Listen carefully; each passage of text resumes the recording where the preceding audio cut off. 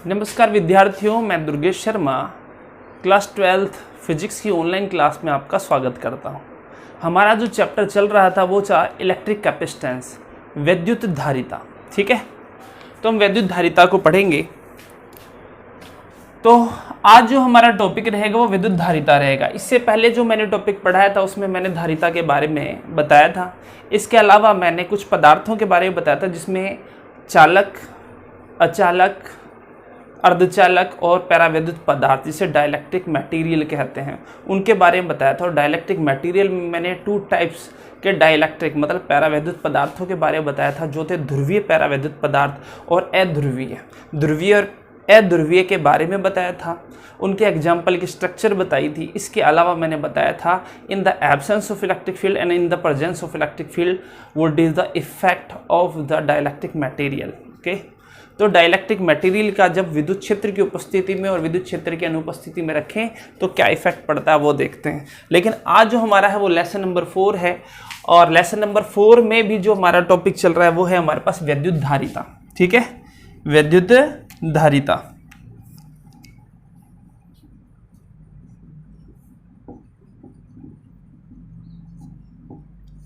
विद्युत धारिता, और इसे हम इंग्लिश में कहते हैं इलेक्ट्रिक कैपेसिटेंस।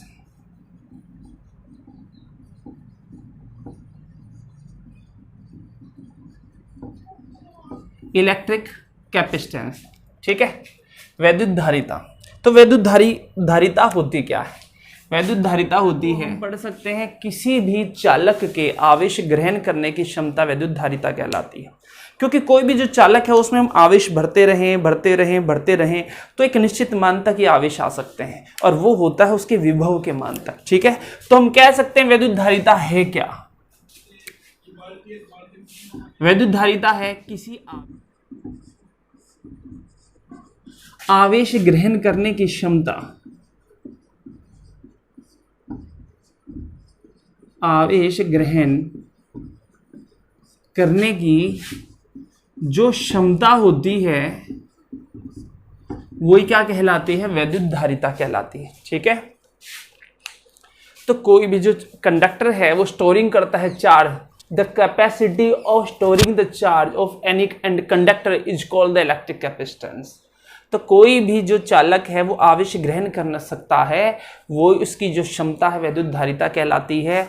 और कोई भी चालक एक विभव के एक निश्चित मान तक ही आवेश ग्रहण कर सकता है, उसके बाद उसके अंदर आवेश नहीं घुसाए जा सकते। हम एक एग्जाम्पल लें तो जैसे कोई हमारे पास कोई भी एक पात्र है, उसके अंदर हम पानी भरें तो पानी धीरे धीरे भरता जाएगा और लास्ट में क्या होगा? ओवरफ्लो होगा। मतलब हम उसको एक निश्चित मान तक ही भर सकते हैं, एक निश्चित उसका जो स्पेस होगा वही वहां तक ही भर सकते हैं। उसी तरीके से विद्युत धारिता आवेश को भी एक निश्चित विभव तक के मान तक ही आवेश को क्या किया जा सकता है? भरा जा सकता है। तो हम लिख सकते हैं चालक के एक निश्चित विभव, एक निश्चित विभव तक के मान के लिए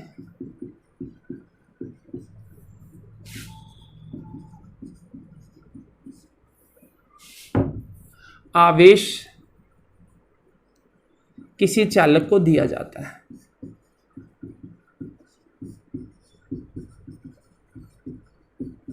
ठीक है, क्या होगा? चालक के एक निश्चित विभव तक के मान के लिए आवेश किसी चालक को दिया जा सकता है, दिया जा सकता है, हम ये कह सकते हैं। ठीक है, तो ये चीज होगी। तो हमें पता चला विद्युत धारिता किसी चालक के आवेश ग्रहण करने की क्षमता या चालक के एक निश्चित विभव तक ही हम किसी चालक को आवेश दे सकते हैं। ठीक है, तो ये चीज होगी। अब बात आते हैं, हम किसी चालक को आवेश देते हैं, क्यों देते हैं? उस चालक के विभव में क्या होती है? वृद्धि होती है। ठीक है, जैसे हम एग्जाम्पल के तौर पर देखें, ये हमारे पास कोई चालक है, उस पर जैसे ही हम आवेश देते हैं Q Q हमने आवेश दे दिया तो इसके विभव में क्या होगी, वृद्धि होगी जैसे जैसे हम Q का मान बढ़ाते जाते हैं। ठीक है, मान के चलते हैं इसकी जो त्रिज्या है वो कैपिटल R है। तो जब किसी चालक को Q आवेश दिया जाता है तो उसके विभव में भी क्या होती है, वृद्धि होती है। तो मतलब Q समानुपाती V, जैसे जैसे आवेश बढ़ेगा V के मान में वृद्धि होगी। और Q अगर हम बराबर करें तो एक नियतांक प्राप्त होता है CV। ठीक है, C एक नियतांक है, C क्या है, एक नियतांक है, जिसे क्या कहते हैं, इसे कहते हैं चालक की वैद्युत धारिता। इसे चालक की वैद्युत धारिता कहते हैं। तो इसके अकॉर्डिंग अगर हम देखें तो C बराबर में क्या होता है, Q बटे में V। तो ध्यान देना यहाँ पर C क्या है, एक नियतांक है जिसे चालक की वैद्युत धारिता कहते हैं। यह एक नियतांक है और यही आवेश ग्रहण करने की क्षमता को दर्शाता है। ठीक है, तो इतना तुम नोट करो। ठीक है, देख लिया होगा। तो C बराबर में क्या होता है, Q बटे में V। अब देखो, अगर हम देखें इसके मात्रक को, इसके मात्रक की बात करते हैं तो देखो मात्रक Q का मात्रक होता है कूलाम और V का मात्रक होता है वोल्ट। तो इसका मात्रक क्या हो गया, वैद्युत धारिता का मात्रक क्या होता है, कूलाम प्रति वोल्ट। उसे क्या कहते हैं, फैरड। फैराडे नहीं, फैरड है, ध्यान देना, इसे क्या कहते हैं, फैरड। मतलब फैरड बराबर होता है कूलाम प्रति वोल्ट और इसका मात्रक क्या होता है, फैरड होता है। इतना नोट कर लिया होगा। इसका जो मात्रक है वो होता है फैरड। ठीक है, इसका जो मात्रक है क्या होता है, फैरड होता है। अगर हम एक फैरड, देखो ये क्वेश्चन आ चुका है, एक फैरड की बात करें तो एक फैरड किसके बराबर होगा, एक कूलाम बटे में एक वोल्ट। ठीक है, तो एक फैरड की अगर हम परिभाषा की बात करें तो क्या होगा, इसको एक बार हटा देते हैं। ध्यान देना, जो मात्रक है पता चल चुका है, विद्युत धारिता का जो मात्रक है वो होता है फैरड। और एक फैरड की अगर परिभाषा कहें तो क्या हो सकती है, तो इसकी अगर हम परिभाषा देखें तो एक फैरड की परिभाषा है, यदि किसी चालक में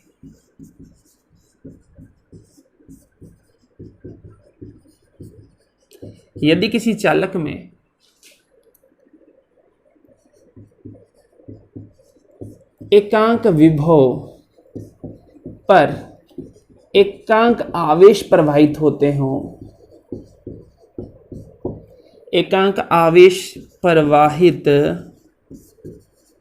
होते हों, मैंने बताया ना बहुत सी परिभाषाएं हो सकती हैं इसकी, एक इजी सी परिभाषा बता रहे हैं, एकांक आवेश प्रवाहित होते हों तब उस चालक की धारिता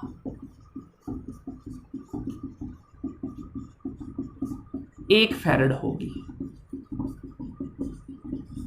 एक फैरड होने का मतलब क्या है, एक फैरड होगी मतलब अगर किसी चालक में 1 वोल्ट पर आवेश 1 कूलाम बहते हुए 1 कूलाम आवेश प्रवाहित होने पर उसके सिरों पर विभवांतर 1 वोल्ट हो, तब 1 फैरड उसकी क्या होगी, धारिता होगी। लेकिन इसका मात्रक फैरड है और जो फैरड है वो क्या है, बहुत बड़ा मात्रक है। फैरड बहुत बड़ा मात्रक है किसका, धारिता का। ठीक है ना, धारिता का बहुत बड़ा मात्रक है, क्या है, फैरड। फैरड क्या है, बहुत बड़ा मात्रक है, व्यवहारिक नहीं है, व्यवहारिक नहीं है ये। इसको क्योंकि बहुत बड़ा मात्रक है, इसका भी एग्जांपल देखेंगे क्यों बहुत बड़ा मात्रक है। इसलिए फैरड के व्यवहारिक मात्रों के रूप में हम क्या यूज करते हैं, या तो हम माइक्रो मिली फैरड, ये भी बहुत कम, ये भी बहुत काफ़ी बड़ा हो जाता है मिली फैरड भी, इसको ही बहुत कम यूज करते हैं। हम जो यूज करते हैं वो करते हैं माइक्रो फैरड,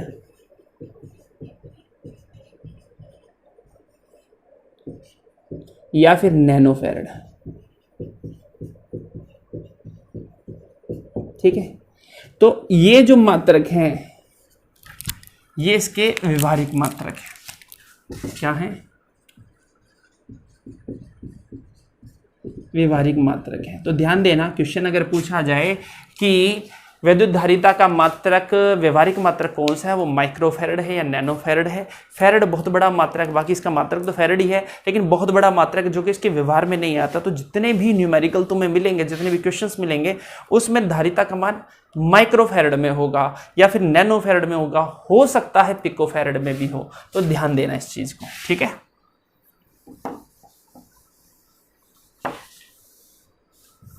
चलो अब बात करते हैं, इतनी बात हमने कर ली है कि इसका मात्रक फैरड होता है, व्यवहारिक नहीं है। व्यवसायिक मात्रक या फिर व्यवहारिक मात्रक में हम इसको माइक्रोफैरड या नैनोफैरड में यूज करते हैं। अब बात आती है, अगर किसी चालक के लिए Q और V के मध्य ग्राफ बनाएं, या वैद्युत धारिता के लिए, वैद्युत धारिता के लिए Q व V के मध्य ग्राफ की अगर बात करें, ठीक है ना, तो क्या होगा?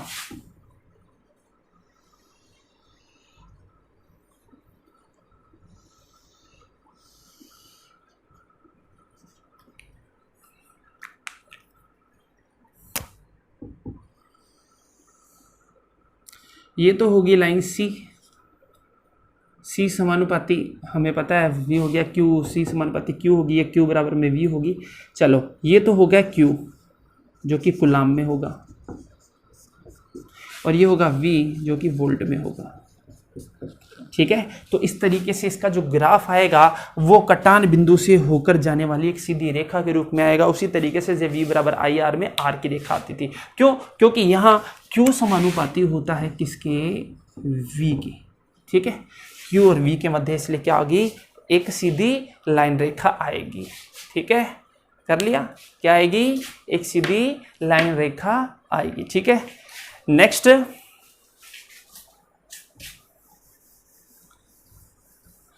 अब जो बहुत अच्छा क्वेश्चन आता है और काफी बार एग्जाम में आ चुका है, वो है विलगित कोलीय चालक की धारिता।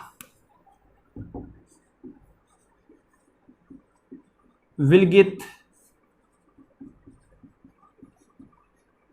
गोलीय चालक की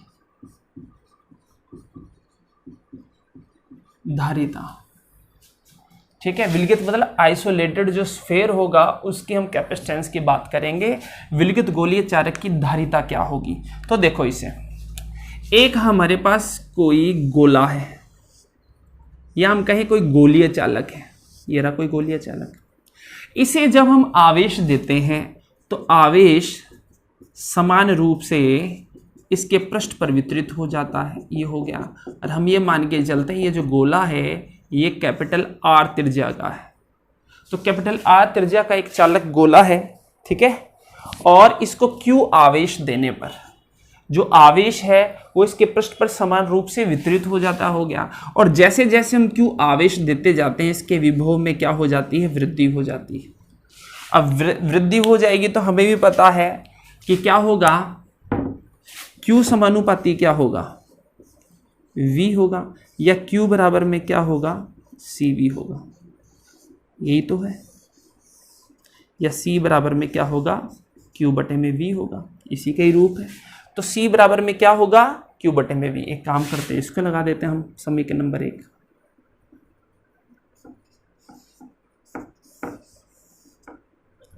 ठीक है। एक कैपिटल R त्रिज्या का एक गोलीय चालक है जिसको Q आवेश देने पर उसके विभव में V वृद्धि होती है। मान के चलते हमने Q आवेश दिया, इसके पृष्ठ पर वितरित हो गया, विभव V में वृद्धि होगी तो Q समानुपाती V होगा। जैसे जैसे आवेश बढ़ेगा विभव में वृद्धि होगी तो Q समानुपाती V, Q बराबर में CV, C बराबर में Q बटे में V, जैसा कि हम विद्युत धारिता की परिभाषा में देखते हैं। इसके बाद अगर हम बात करें तो देखो, वैद्युत धारिता की परिभाषा से तो हो गया।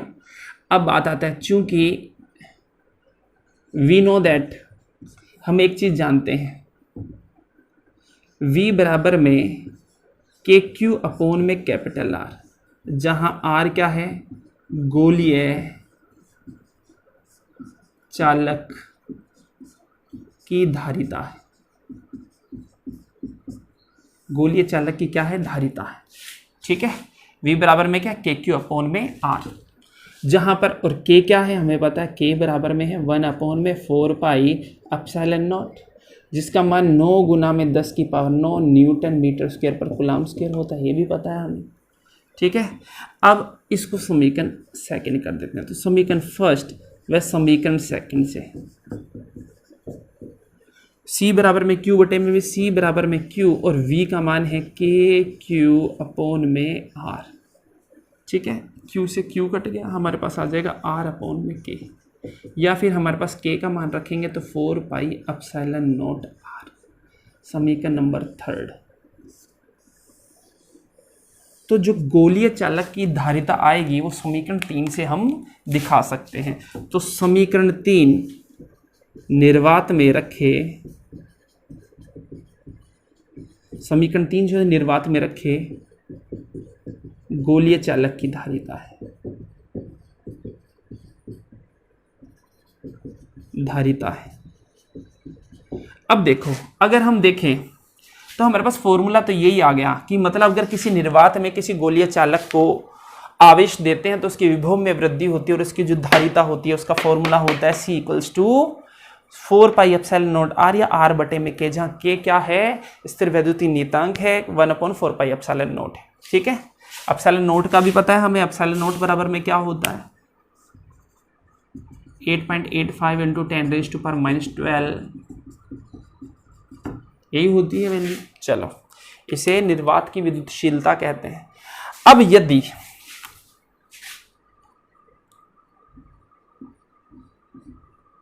यदि गोलीय चालक किसी माध्यम में रखा हो, किसी माध्यम में रखा हो, हम मान के चलते Cm, तो ये कितना हो जाएगा 4 पाई एप्सिलॉन R, यही होगा। सेम चीज रहेगी, बस एप्सिलॉन नॉट की जगह क्या आ जाएगा एप्सिलॉन, जहां पर एप्सिलॉन क्या है, निर्वात की किसी माध्यम की विद्युतशीलता है। ठीक है, तो Cm 4 pi epsilon naught R, ये समीकरण नंबर 4 हो गई। तो ध्यान देना, हमने फॉर्मूला तो यही प्रूव कर लिया था, लेकिन हम यहाँ पर पैरावैद्युतांक की एक और परिभाषा का और गठन कर रहे हैं। तो यहाँ से लेकर यहाँ तक तो गोलीय चालक की धारिता जब निर्वात में रखे हो और अगर माध्यम में रखे होंगे तो ये वाला फॉर्मूला है। तो Cm समीकरण नंबर 4 यहाँ क्या है, समीकरण नंबर 4 किसी माध्यम में रखे, किसी माध्यम में रखे गोलीय चालक की धारिता है। अब समीकरण 3 में समीकरण 4 का भाग दें तो क्या हो जाता है एप्सिलॉन नॉट बटे में एप्सिलॉन। ठीक है, सॉरी इसको उल्टा कर देते हैं। समीकरण 4 में 3 का भाग दें तो एप्सिलॉन बटे में एप्सिलॉन नॉट, जो कि एप्सिलॉन R के बराबर होगा, और इसे क्या कहते हैं, पैरावैद्युतांक। यही हमने पढ़ा था कि माध्यम की विद्युतशीलता और निर्वात की विद्युतशीलता का अनुपात पैरावैद्युतांक कहलाता है। इलेक्ट्रोस्टैटिक फर्स्ट चैप्टर में पढ़ा था, तो यहाँ से हम इसको भी प्रूव कर सकते हैं। तो सबसे हमारा इंपॉर्टेंट फॉर्मूला है ये वाला कि किसी निर्वात में रखे किसी गोलीय चालक की जो धारिता होगी, इसका फॉर्मूला क्या, 4 पाई एप्सिलॉन नॉट R या R बटे में K। माध्यम का है तो ये वाला फॉर्मूला है। ठीक है, माध्यम में कहेंगे तो हमारे पास फॉर्मूला क्या है ये, और अगर हम एप्सिलॉन R पैरावैद्युतांक की परिभाषा जानना चाहते हैं, डिफाइन करना चाहते हैं डाइलेक्ट्रिक कोएफिशिएंट को किसमें, इसके पदों में, अपने धारिता के पदों में, तो किस तरीके से इसकी परिभाषा होगी। समीकरण 4 में 3 का भाग दिया है तो सीधी सी बात है, हमने क्या किया था, हमने Cm बटे में C किया था, तो एप्सिलॉन R की परिभाषा आई थी, क्योंकि Cm का मान 4 पाई एप्सिलॉन R और C का मान जो था 4 पाई एप्सिलॉन नॉट R था, तो 4 पाई R कट गया एप्सिलॉन बटे में एप्सिलॉन नॉट, जो कि एप्सिलॉन R की परिभाषा होती है। वैसे भी हमें पता है epsilon R equals to epsilon naught epsilon R होता है, epsilon equals to epsilon naught epsilon R होता है, इसको भी हम एप्सिलॉन की जगह रख सकते हैं, ठीक है। तो इसका एक और फॉर्मूला हमारे पास बन जाता है 4 pi epsilon naught epsilon R और आर। ये बहुत कम न्यूमेरिकलों में ऐसा देखा जाएगा कि ये फॉर्मूला यूज होता है, नहीं तो ये वाला और ये वाला फॉर्मूला यूज होता है। पैरावैद्युतांक की परिभाषा को हम इस तरीके से प्रूव कर सकते हैं, ठीक है। तो एक क्वेश्चंस है जो तुम्हें घर पे करना है, और क्वेश्चंस क्या है, यदि पृथ्वी को एक आवेशित गोला मान लिया जाए, आवेशित गोला मान लिया जाए, तब पृथ्वी की धारिता क्या होगी? पृथ्वी की धारिता क्या होगी, ठीक है। तो ये क्वेश्चन तुम्हें घर से करना है और मुझे बताना है डाउट्स में, ठीक है। तो ये है हमारे पास आज का टॉपिक, बाकी करेंगे कल, ठीक है।